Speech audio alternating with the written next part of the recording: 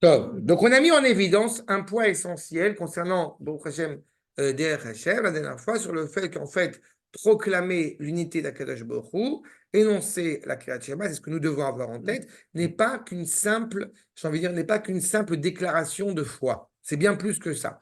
En disant Shema Israël, eh bien, on répare aussi une partie du monde. D'accord? Une partie dans le sens où le monde n'est pas encore totalement accompli. Reprenons. Donc, on révèle ce pourquoi, encore une fois, la créature est appelée Israël, rattachée à l'unité du Créateur. Vous vous rappelez que le premier cours de Derech Hashem, on avait insisté sur le fait que Kol Israël, Sarshita, Veyami. Il y a une mitzvah pour Israël de connaître son Créateur. D'accord? C'est important parce que parfois vous avez des juifs qui vont dire moi je fais toutes les mitzvot mais je ne crois pas en Dieu ou je ne suis pas rattaché à Kadosh Baruch Hu. Eh bien je suis très heureux pour lui, mais il se trouve, je vous un truc, que notamment le Rambam et le Ramchal pensent le contraire. Et quitte à choisir entre un juif qui dit fait toutes les mitzvot ou le Ramban, le Ramchal et le Rambam, et le Maharal aussi dans Netiva Emouna, dans Netivot Olam, je fais partie de ces gens, je sais, primitifs qui préfèrent ces maîtres-là. D'accord? Umima, שצריך שתבין זהו, שאין כל הדברים האלה אמורים, אלא שיהיה תיקון הבריאה מצד בני אדם. הנה, pourquoi je ne reste pas assis les bras croisés? Parce que Akadosh Baruch Hu, il lui incombe que Israël soit un partenaire. Akadosh Baruch Hu dit à Israël, Shalom Chaver. D'accord? On est la réparation du monde. On est rattaché à Akadosh Baruch Hu. Velo me'elav. Et pas de lui. Pas de lui uniquement. Nous sommes shutafim. J'aime à chaque fois rappeler cette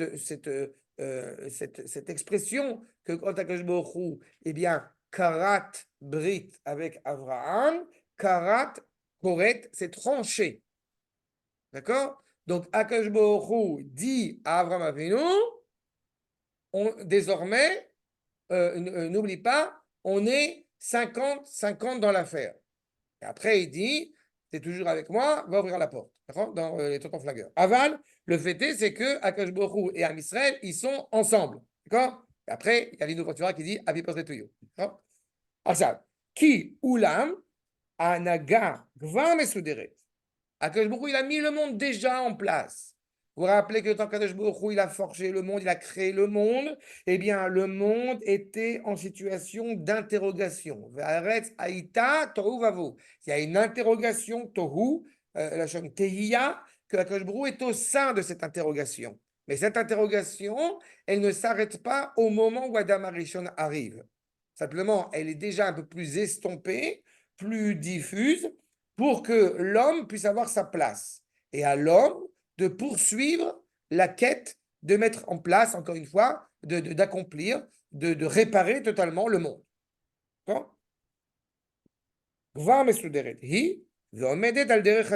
Elle est sur ce cheminement-là. Chez Kol Gilgulea, Olchim et l'Ashlama. Donc, est-ce que le monde va en avant? Oui. Pourquoi? Parce que ainsi l'a forgé, l'a déclaré le Créateur. Nous avons, je vous le rappelle, 2000 ans de Tohu, 2000 ans de Torah, 2000 ans de Mashiach. Le monde avance. Avec nous, sans nous, bon nous, malgré nous. Parce que nous sommes dans ce dernier cycle. Dès qu'Abraham est arrivé, ça y est, le monde, encore une fois, a franchi ce pas supplémentaire. Donc, le monde, quel que soit Gilgulim, vous comprenez que dans les Gilgulim, c'est-à-dire que même les réalités, et ça on l'avait évoqué, mais je le répète, même les réalités néfastes, eh bien en réalité, elles sont incorporées, elles sont engagées elles aussi à assumer le processus positif qui nous amène de plus en plus à cette cohérence avec le projet originel du Créateur. D'accord? Qu'est-ce que j'appelle réalité négative? On a évoqué tout à l'heure depuis Simchat Torah.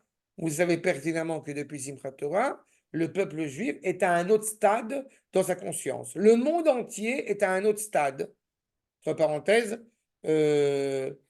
l'Argentine, je crois, Mm. déplace son ambassade à Jérusalem. Et qu'est-ce Oui. que Mm. regardez ce qui est en train de se passer depuis ces dernières années.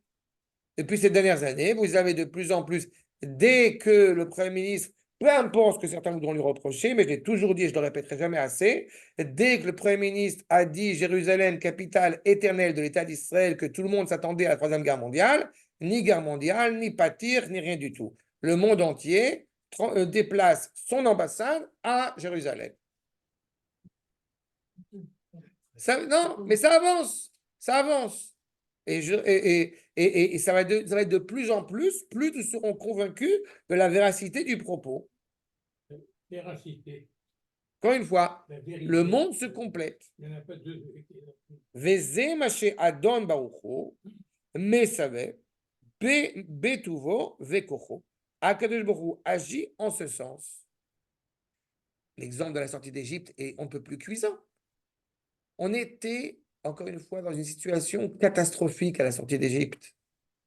Et pourtant, Akadosh Baruch a dit, ça y est, l'embryon est chaud, est prêt, on sort.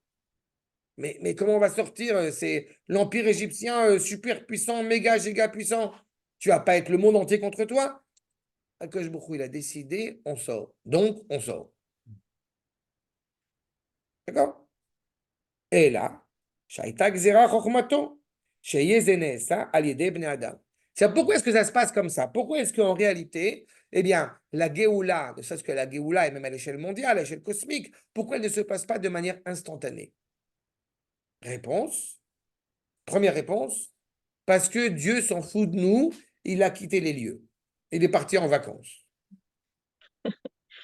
Deuxième réponse, parce que, deuxième réponse, parce que on doit, aide-toi toi-même et le ciel t'aidera. Ce genre de phrase. Voilà. Ou troisième réponse, parce que, il y a l'autre réponse, j'ai oublié, c'est la troisième réponse, que Akash Baruch Hu, en fait, c'est le Satan. Et il est méchant contre nous, et il ne veut que notre perte et notre ruine. D'accord? Vous avez bien compris la problématique. Akash Baruch Hu a décrété qu'il est intéressé à ce qu'il y ait une responsabilité humaine, donc Israël, à l'égard de la finalité de son projet. D'accord? Combien de fois, je trouve que c'est. Combien de fois je le dis, mais ça me paraît tellement. Tu veux aider ton fils à résoudre un problème de mathématiques, résous le problème à sa place, c'est très sympathique, ça ne va pas l'aider. Donne-lui les ustensiles, les kélim, pour qu'il puisse résoudre ce problème de mathématiques. Eh bien, c'est ce que fait Akadosh Baruch Hu. Avec un petit truc supplémentaire, c'est qu'il nous assure qu'on va réussir.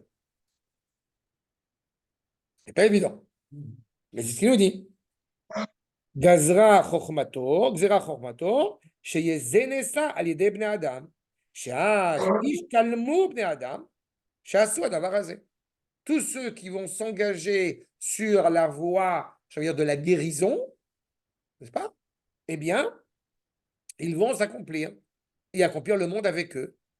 Et ceux qui ne vont pas le faire, qu'est-ce qui va se passer pour ceux qui vont refuser d'obtempérer? Les âmes qui vont disparaître. C'est tout, puisque l'histoire a un sens. La finalité, c'est la complétion. Qu'est-ce que la complétion? C'est la complétion qui n'est pas Dieu, mais la complétion qui est à l'échelle de l'homme, qui est en perpétuelle dynamique, en perpétuelle évolution. C'est ce qui est attendu de l'homme. Et à tel point que dira le prophète Ishayahu, que s'il n'y avait pas de faute, on ne verrait pas la différence entre Akash Baruch Hu et Am Israël. D'accord? Alors qu'on sait parfaitement qu'il y a une différence. Akash Baruch Hu n'est pas Adam. Mais par rapport à l'investissement, par rapport à l'action, eh bien, nous sommes un digne partenaire en Shirachirim, Théomati, la sœur jumelle d'Akadosh Baruch Hu. Beyot aberuim atzmam, ba'alei shlemutan, kemo shekatavnu. Puisque, en tant que créature, ils sont doués de cette perfection. Est-ce qu'on peut être doué de cette perfection sans que Akadosh Baruch Hu nous ait donné, encore une fois, le talent pour? Si on n'était pas animé par cette qualité, alors on ne pourrait pas atteindre cette perfection. Un lion ne s'interroge pas après avoir mangé la belette, après avoir mangé la gazelle, eh bien, il n'est pas en dépression psychologique d'avoir supprimé une partie d'un animal de la terre.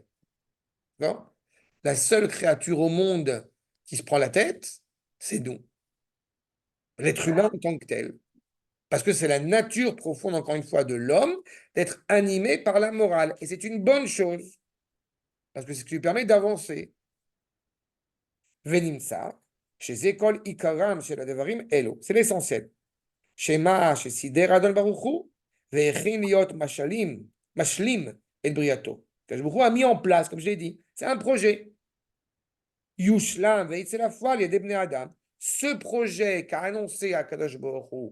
Mais comment tu peux dire que l'homme date de 5000 ans alors qu'on a vu des créatures qui datent de milliers d'années et de milliards d'années? Réponse, oui, mais ça n'a rien à voir avec notre propos. Parce que celui auquel on fait référence, c'est Adam.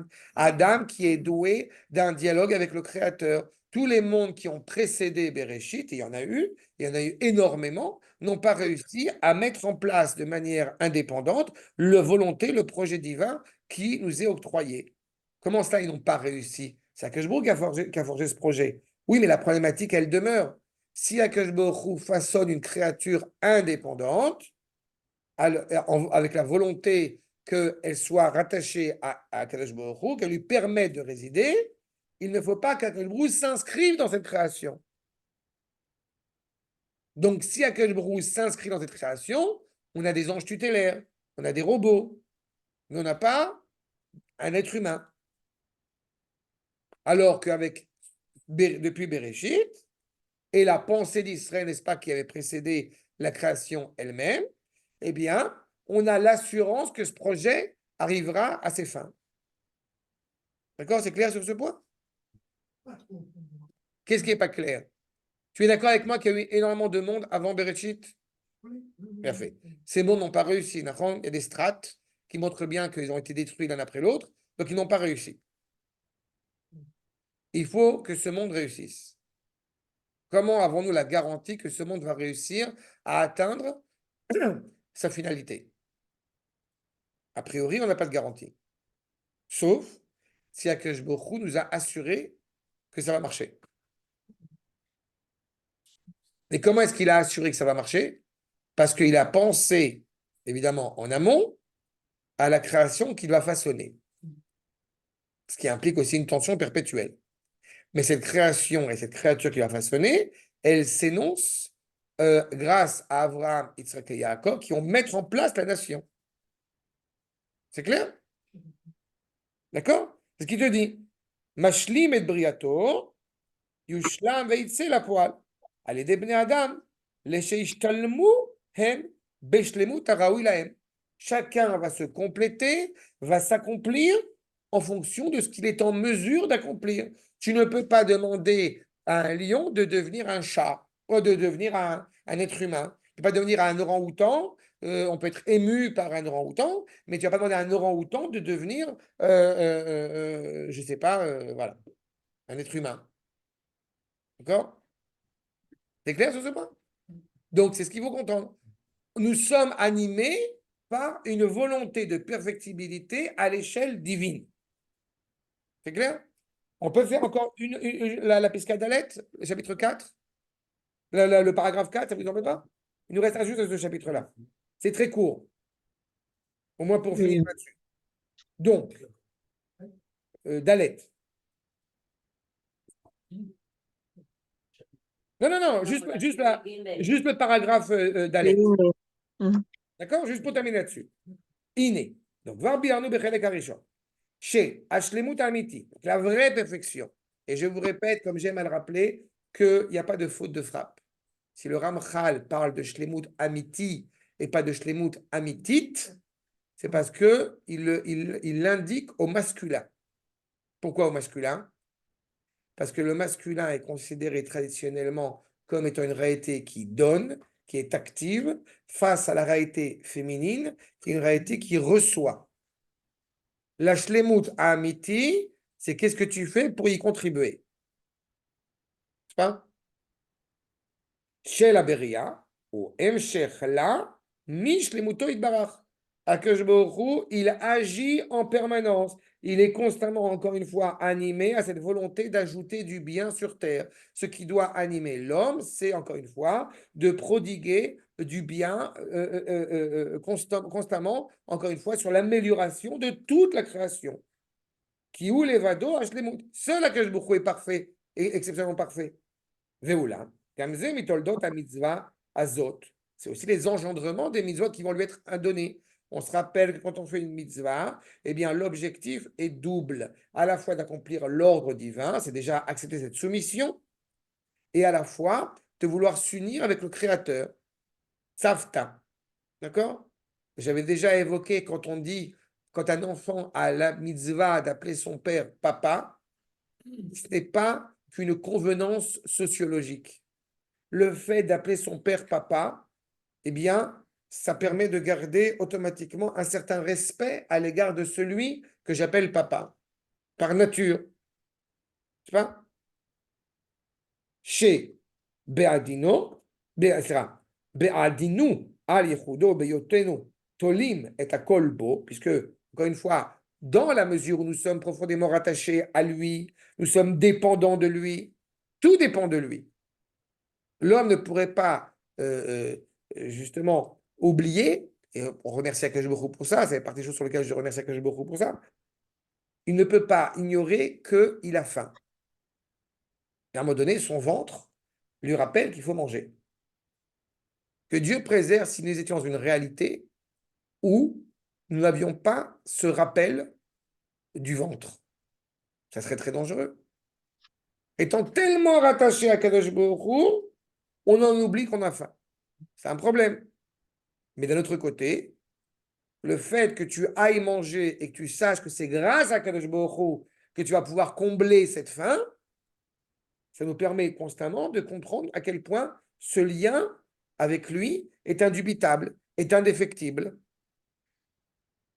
Gam hu itbarach shemo, nidrash lanu. C'est-à-dire que non seulement c'est nous vis-à-vis de lui, mais lui aussi, il est impératif qu'il réside avec nous, en nous, face à toute la création. L'école abria. Chez Tishtalem et chez les moutons. C'est-à-dire qu'on a une exigence vis-à-vis d'Akadosh Baruch Hu. Il y avait un ouvrage que j'avais lu il y a des années de M. Avraham Eshel, qui s'appelait Dieu en quête de l'homme. Pas l'homme en quête de Dieu, Dieu en quête de l'homme. Il y a une volonté perpétuelle, encore une fois, d'être conscient et d'aspirer à cette intimité, à cette rencontre insolite entre le Créateur et la créature. Exactement. C'est exactement ça. Et que tu retrouves au Har Sinaï, mais dans le Har Sinaï, justement, les Neshamot sont tellement animés par l'amour d'Akadosh Baruch Hu qu'elles ne restent pas. Notre volonté n'est pas de disparaître. Notre volonté, c'est de pouvoir parler avec, pour reprendre Shirachirim, avec Akadosh Baruch Hu face à face. Dieu, entre guillemets, a un intérêt à ce que ça marche. C'est ça, le Nidrash. Venitkanim, Kol Amitsuyot. Toutes les réalités sont réparées, accomplies grâce à cela.